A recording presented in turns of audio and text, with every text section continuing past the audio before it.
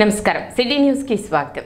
భారతదేశ ఆర్థిక వ్యవస్థ పటిష్టతను చూసి ఓర్వలేక ఉగ్ర చర్యలకు పాల్పడి భారత స్త్రీల నుదిటి తిలకాన్ని హరించిన ఉగ్రమూకలపై ప్రధానమంత్రి నరేంద్ర మోదీ నేతృత్వంలో ఇండియన్ త్రివిధ దళాలు పాకిస్తాన్పై ముప్పేట దాడి చేసి 3 రోజుల్లోనే ఉగ్రదేశపు మెడలు వంచి విజయం సాధించిన నేపథ్యంలో దేశవ్యాప్తంగా జరుగుతున్న తిరంగా ర్యాలీలో భాగంగా తెనాలిలో తిరంగా ర్యాలీ నిర్వహించారు। శనివారం జరిగిన ర్యాలీలో గ్రామీణాభివృద్ధి కమ్యూనికేషన్ శాఖ కేంద్ర సహాయ మంత్రి డాక్టర్ పెమ్మసాని చంద్రశేఖర్, పౌర సరఫరాల శాఖ మంత్రి నాదెండ్ల మనోహర్, ఎమ్మెల్సీ ఆలపాటి రాజేంద్ర ప్రసాద్ తదితరులతో కలిసి పాల్గొన్నారు।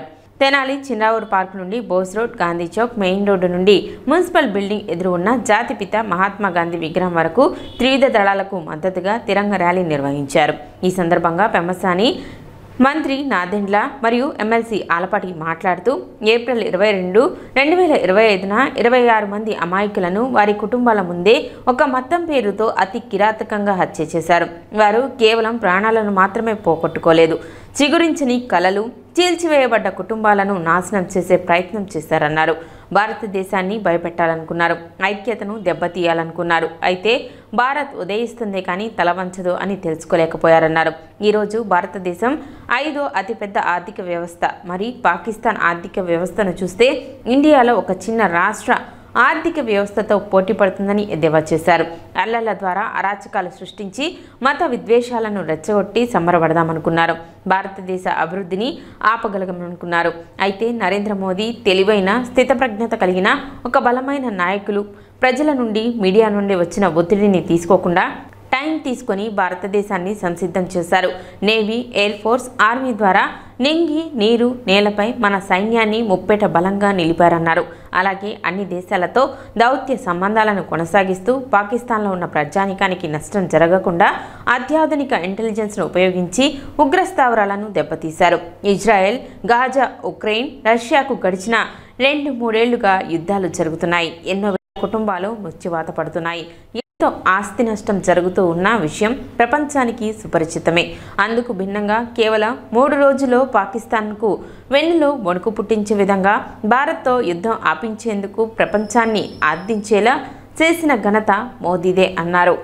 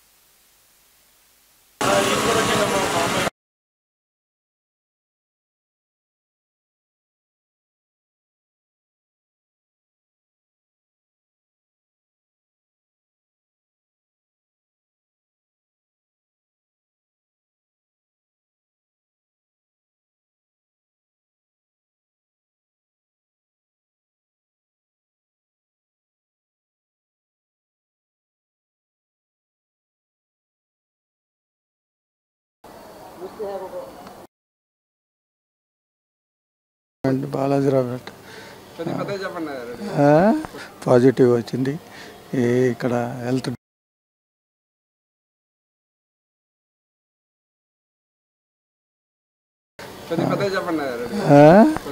పాజిటివ్ వచ్చింది।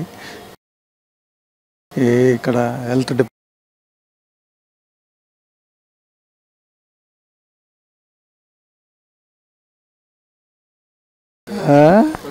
పాజిటివ్ వచ్చింది। ఇక్కడ హెల్త్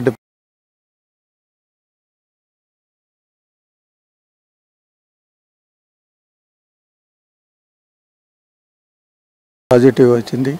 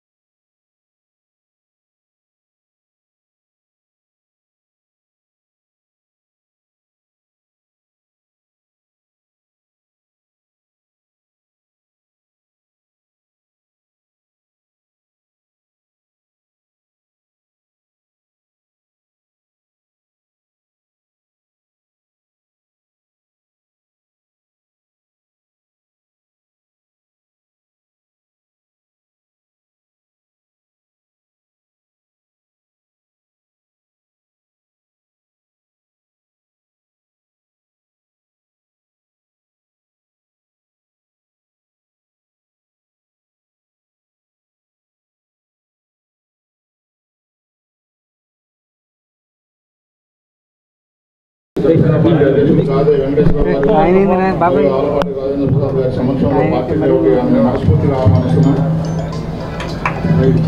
మీరు తీసుకున్న ఈ నిర్ణయాన్ని జనసేన కార్యకర్తలందరూ నాయకులందరూ కూడా మనస్ఫూర్తిగా అభినందిస్తున్నారు.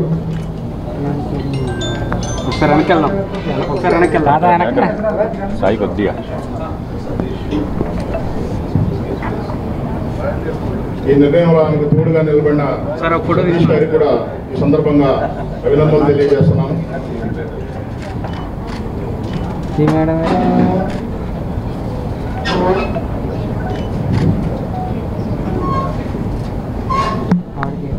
నిస్సందేహంగా ఈ నిర్ణయం వల్ల వార్డు 31వ వార్డు కూడా రాబోయే రోజుల్లో ఉన్నటువంటి అందరికీ మంచి జరగాలని మనస్ఫూర్తిగా కోరుకుంటున్నాం. జనసేన పార్టీలోకి మనస్ఫూర్తిగా ఆహ్వానిస్తున్నాం. ప్రభుత్వాన్ని ప్రజల చెంతకు తీసుకువెళ్లటమే స్వర్ణాంధ్ర స్వచ్ఛాంధ్ర ముఖ్య ఉద్దేశమని మంత్రి నాదెండ్ల మనోహర్ అన్నారు. శనివారం తెనాలిలో జరిగిన స్వర్ణాంధ్ర స్వచ్ఛాంధ్ర కార్యక్రమంలో భాగంగా పట్టణంలో శివాజీ చౌక్ నుండి మున్సిపల్ కార్యాలయం వరకు మున్సిపల్ అధికారులు మరియు సిబ్బంది చేపడుతున్న వివిధ పారిశుద్ధ్య కార్యక్రమాలను మంత్రి నాదెండ్ల మనోహర్ పరిశీలించారు. అనంతరం మహాత్మాగాంధీ కూరగాయల మార్కెట్ వద్ద జరిగిన మెగా క్లినిక్ కార్యక్రమంలో ఆయన పాల్గొన్నారు. పారిశుద్ధ్య పనులపై ప్రత్యేక దృష్టి సారించాలని అధికారులకు మంత్రి నాదెండ్ల మనోహర్ సూచించారు. పారిశుద్ధ్యం వల్ల ప్రజలకు ఎటువంటి అసౌకర్యం లేకుండా చూడాలని ఆదేశించారు. ప్రజలు వార్డుల్లోని పలు సమస్యలను మంత్రి దృష్టికి తీసుకొచ్చారు. మంత్రి నాదెండ్ల మనోహర్ ముఖ్యమంత్రి చంద్రబాబు నాయుడు ఆధ్వర్యంలో స్వర్ణాంధ్ర స్వచ్ఛాంధ్ర ప్రతి నెల 3వ శనివారం మున్సిపాలిటీ పంచాయతీలలో తాము బాధ్యత తీసుకుని ప్రజల నుండి సమాచారం అందే విధంగా కార్యక్రమం చేపట్టినట్లు చెప్పారు. పట్టణాలను గ్రామాలను సుందరంగా అన్ని రకాలుగా అభివృద్ధి పదంలో ముందుకు తీసుకెళ్లటం ముఖ్య ఉద్దేశమన్నారు. స్వర్ణాంధ్ర స్వచ్ఛాంధ్ర కార్యక్రమాన్ని అధికారులు ప్రజాప్రతినిధులు కలిసికట్టుగా చేయాల్సిన కార్యక్రమమని చెప్పారు. పారిశుద్ధ్య పనులు పూర్తి స్థాయిలో చేయటం లేదని ప్రజలు వివరిస్తున్నారని అధికారులతో సమావేశమై చర్యలు తీసుకుంటామని మంత్రి నాదెండ్ల తెలిపారు. అధికారులు ఇంటింటికి వెళ్లే విధంగా ప్రణాళిక సిద్ధం చేస్తున్నట్లు చెప్పారు. గత ప్రభుత్వం చేపట్టిన జగనన్న లబ్ధిదారుల ఇళ్ల నిర్మాణంలో కాంట్రాక్టర్లను నమ్మి లబ్ధిదారులు రోడ్డు పాలయ్యారని, జగనన్న ఇళ్ల నిర్మాణం చేపట్టాల్సిన బాధ్యత 100% కాంట్రాక్టర్దే అని అన్నారు. జగనన్న ఇళ్ల నిర్మాణం చేయని కాంట్రాక్టర్లను ఎట్టి పరిస్థితుల్లో వదిలిపెట్టమని హెచ్చరించారు. రాబోయే వర్షాకాలం నాటికి పట్టణాల్లో పల్లెల్లో నీరు నిల్వ ఉండకుండా డ్రైనేజీ వ్యవస్థను అభివృద్ధి చేస్తామని, అన్ని ప్రాంతాల్లో స్పెషల్ డ్రైవ్ చేసి అభివృద్ధి పదంలో ముందుకు తీసుకెళ్తామని తెలిపారు. ప్రభుత్వం చేపట్టే కార్యక్రమాలకు ప్రజలు అధికారులకు సహకరించాలన్నారు. పారిశుద్ధ్య విషయంలో ప్రజలు అనారోగ్య బారిన పడకుండా అధికారులు అన్ని చర్యలు తీసుకోవాలని తెలిపారు.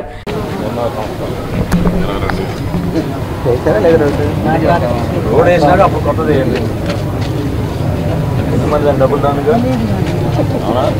కొత్త రోడ్ మనం పూర్తి చేసినాక కనెక్షన్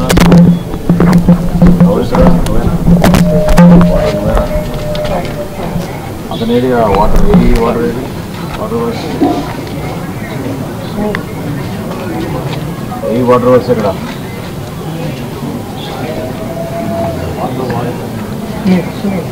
గుంటూరులోనా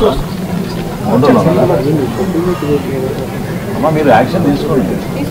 అదే మీరు నిర్లక్ష్యంగా వ్యవహరిస్తే మీరు కౌన్సిల్ మీటింగ్లో నిలదీసి వాళ్ళ మీద యాక్షన్ తీసుకోండి.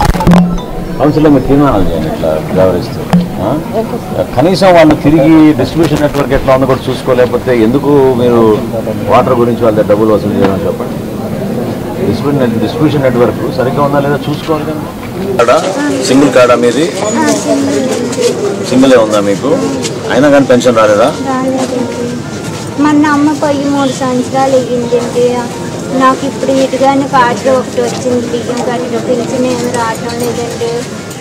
కాదు తల్లి, కార్డు మీద మీ ఒక్కరి పేరే ఉందా? నా యొక్క పేరు ఉందండి, మీ యొక్క పేరు. కార్యక్రమంలో Tenali sub collector Sanjana Simha, Tenali chairperson Tadiben Radhika, municipal commissioner Bandi Seshana, MRO Gopalakrishna, DSP Janardhan Rao, two town CI Ramula Nayak, RTC DM Rajasekhar, అధికారి సుగుణ, వివిధ శాఖల అధికారులు, కూటమి నాయకులు పాల్గొన్నారు. నేను చాలా క్లియర్గా చెప్తున్నా, ఆయన కూడా చెప్పాను, ఎవరైతే పనులు మొదలుపెట్టి పనులు చేస్తూ ఉంటారో వాళ్ళకి డబ్బులు ఇవ్వండి. 2.5 సంవత్సరాలు అయిపోయింది కదా. సో ఇప్పుడు మనం ప్రయారిటీ ఇచ్చి వర్షాల లోపు ఎవరైనా చేయగలిగితే ఇవ్వండి. ఎందుకంటే ప్రతిసారి ముంపు ప్రాంతాల్లో ఉంటుంది. వీళ్ళందరికీ ఇంకా మీరు ఫైనల్ వార్నింగ్ ఇచ్చేసాను అమ్మా. Tuesday we are having a session. లేకపోతే వీళ్ళ పనితీరు వీళ్ళు మార్చుకున్నట్టు లేరు. వచ్చి అడిగే పరిస్థితి ఎందుకు తెచ్చుకుంటారా మీరు? మీకు అనిపించదా ప్రతిరోజు ఆఫీస్కి వెళ్తున్నాం మనం పని చేస్తున్నాం ఇబ్బంది పెడితే ఎట్లా మీరు వాళ్ళని?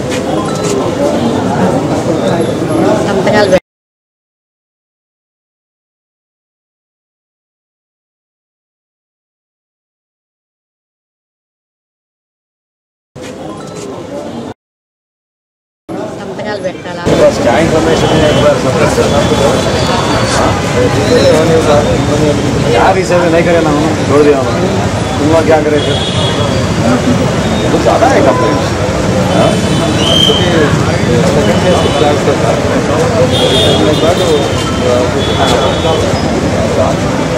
అంత ఫ్రాడ్ జరిగినప్పుడు నువ్వు ఇంకా దాన్ని సంబంధించుకుంటూ పోతున్నావు. ఉన్నదేదో లిస్ట్ కరెక్ట్గా ఇవ్వండి, సబ్ కలెక్టర్ గారు చెక్ చేపిస్తారు, యాక్షన్ తీసుకొని లేని వాళ్ళకి ఇచ్చేద్దాం. అంటే స్థలాలు కట్టడానికి ఒక ప్రయత్నం చేద్దాం. ఎక్కడెక్కడ వదిలేశారు అట్లానే.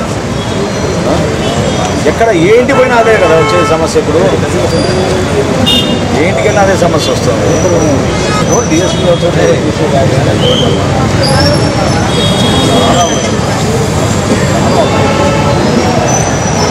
మీరు నువ్వు వదిలేసావు నువ్వు మధ్యలో చెప్తే అందరూ బిజీగా ఉంటారు. పాయింట్ అది కాదు. మీరు వీక్లీ మండేనో ఒక వెన్స్డేనో ఒక ఫ్రైడేనో అనుకోవాలి, ఒక ఈవినింగ్ అంతా పెట్టుకుని ఫినిష్ చేయాలి. అవన్నీ మీరు కంప్లీట్ సర్వే చేసి కరెక్ట్గా ఐడెంటిఫై చేసి బెనిఫిషియర్స్ లేని వాళ్ళని పంపించేసి పాపం ఎవరైతే ఇబ్బంది పడుతున్నారో హెల్ప్ చేసే విధంగా ప్రణాళిక సిద్ధం చేసుకోకపోతే ఎట్లా? ప్రతి చోట అడుగుతున్నారు కదా మన వాళ్ళు. చేయాలి మీరు. అదే అన్నిసార్లు చెప్పించుకోలేదు. అన్నిసార్లు తెల్లవాళ్ళు ఎప్పుడు చెప్పాం మన మీటింగ్ ఏదో ఏం జరిగింది. మీరు డిస్ట్రిక్ట్ ఆఫీసర్గా మీరు బిజీగా ఉంటారు. ఎట్లా మరి మాట్లాడుతున్నారు ఏమి ఇన్ఫర్మేషన్ ఉన్నా మీరు సబ్ కలెక్టర్ గారికి ఇవ్వండి. అన్నీ దాచి ఎవరు తెలియకుండా ఎన్నో కప్పిపుచ్చుతారు. ఆల్రెడీ విజయం దగ్గరే జరుగుతుంది, రాకుండా ఉండవు బయటికి.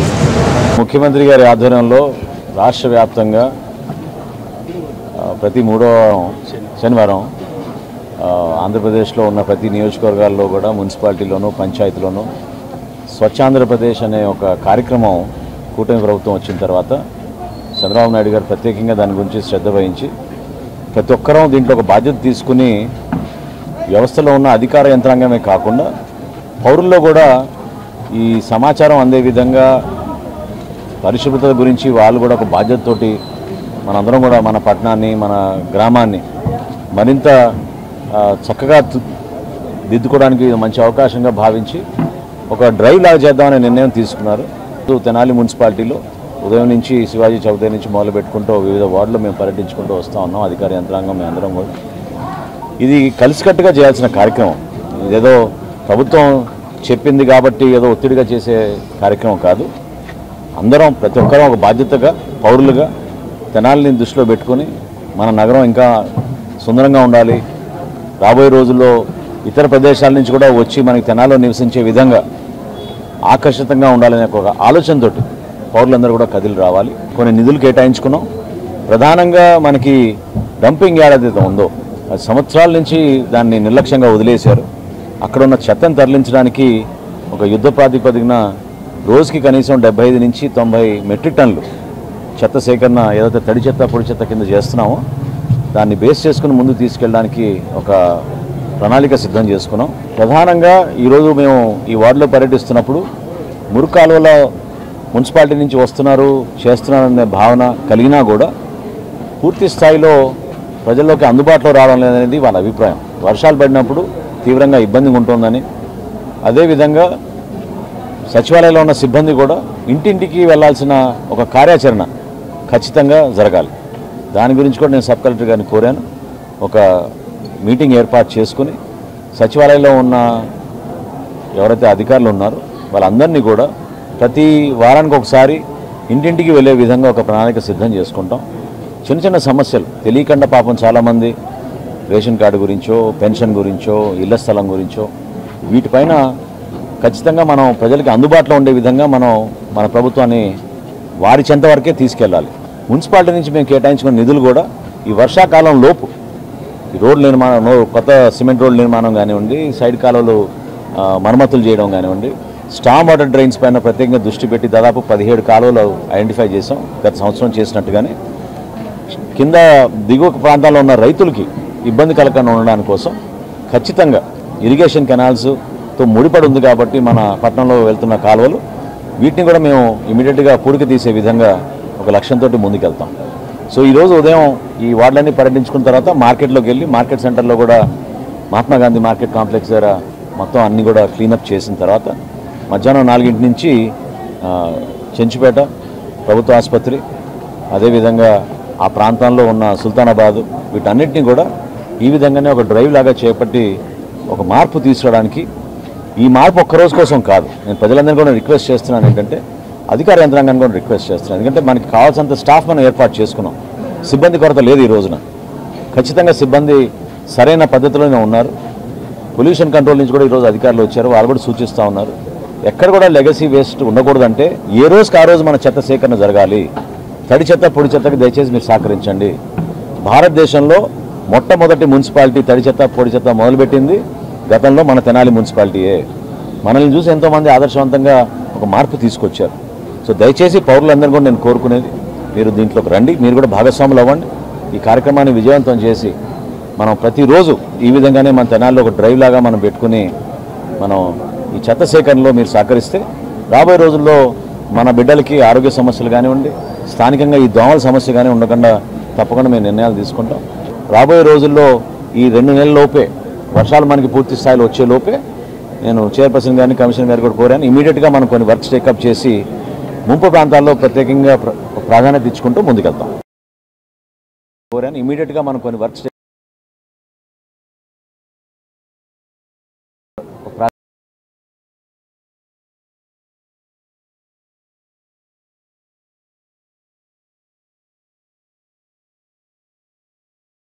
ప్రాధాన్యత ఇచ్చుకుంటూ ముందుకు.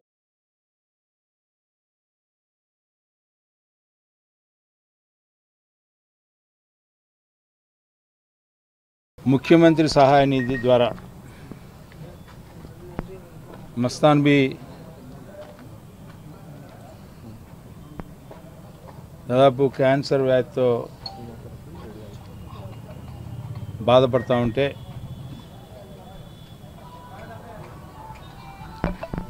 సహాయ నిధి నుంచి 4 లక్షల రూపాయలు ఈ రోజున ఇవ్వటం జరిగింది. మనందరికీ తెలుసు, గత 5 సంవత్సరాలు ముఖ్యమంత్రి సహాయ నిధి అనేది తద్వారా సహాయం చేయటం, ఏ రకంగా సహాయం చేశారో మనందరికీ తెలుసు. ఆఖరి ఎన్నికల సందర్భంలో మాత్రం ఎన్నికల కోసం సహాయం చేసినటువంటి గత ప్రభుత్వానికి, గత 15 ఏళ్లుగా ఆయన ముఖ్యమంత్రిగా ఉన్నప్పుడు ముఖ్యమంత్రి సహాయ నిధి ద్వారా ఎంతోమంది పేదల్ని, ఎంతోమంది వ్యాధులకు గురైనటువంటి ఆరోగ్యశ్రీలోకి రాని వాళ్ళందరినీ కూడా ఆదుకున్నటువంటి కరుణామయుడు, కూటమి నాయకుడు మన ముఖ్యమంత్రి నారా చంద్రబాబు నాయుడు గారు. భగవంతుడు ఆయన చల్లగా చూడాలని, ఎవరు కూడా వ్యాధులకు గురి కాకూడదు, గురైన వ్యాధులకి గురైన వ్యక్తులకి తక్షణమే సహాయం అందించడానికి ఈ ప్రభుత్వం సిద్ధంగా ఉంటుంది. ఎప్పుడు కూడా ఎల్లప్పుడూ కూడా చేయూత అందించాలి. ఏ రూపంలో అందిస్తే వారి శారీరకంగా, మానసికంగా, ఆర్థికంగా బలోపేతం అవుతారనేదే ఈ ప్రభుత్వం యొక్క ధ్యేయం. తెనాలి మండలంలోని బురిపాలెం గ్రామంలో శనివారం కేంద్ర సహాయ మంత్రి పెమ్మసాని చంద్రశేఖర్ గ్రీవెన్స్ కార్యక్రమం నిర్వహించారు. గ్రామంలోని కళ్యాణ మండపంలో ఏర్పాటు చేసిన కార్యక్రమంలో ఎమ్మెల్సీ ఆలపాటి రాజేంద్ర ప్రసాద్తో కలిసి గ్రామీణ అభివృద్ధి కమ్యూనికేషన్ శాఖ కేంద్ర సహాయ మంత్రి పెమ్మసాని చంద్రశేఖర్ వినతులను స్వీకరించారు. రైతులు వారి సమస్యలు, డ్రైన్లు, డొంకలు, రోడ్లు, పారిశుద్ధ్య సమస్యలు తదితర అంశాలపై తెనాలి, కొల్లిపురం మండలాల నుండి ప్రజలు విరివిగా ఈ గ్రీవెన్స్లో పాల్గొని వినతులు అందజేశారు. గ్రీవెన్స్కు విచ్చేసిన సంబంధిత శాఖ అధికారులతో ప్రజలు ఇచ్చిన అర్జీలను, సమస్యలపై మాట్లాడి వెంటనే పరిష్కరించాలని కేంద్ర మంత్రి పెమ్మసాని చంద్రశేఖర్, ఎమ్మెల్సీ ఆలపాటి రాజేంద్ర ప్రసాద్ సూచించారు. కేంద్ర మంత్రి పెమ్మసాని చంద్రశేఖర్ మాట్లాడుతూ మీకు ఉన్న సమస్యలు తమ దృష్టికి తీసుకురావాలన్నారు. ప్రతి కార్యకర్తకు అండగా ఉంటామని చెప్పారు. మీ సమస్యలపై స్థానిక మంత్రిని, ఎమ్మెల్సీని ముందు కలవాలని, అవని పక్షంలో తన వద్దకు రావాలని తెలిపారు. మీ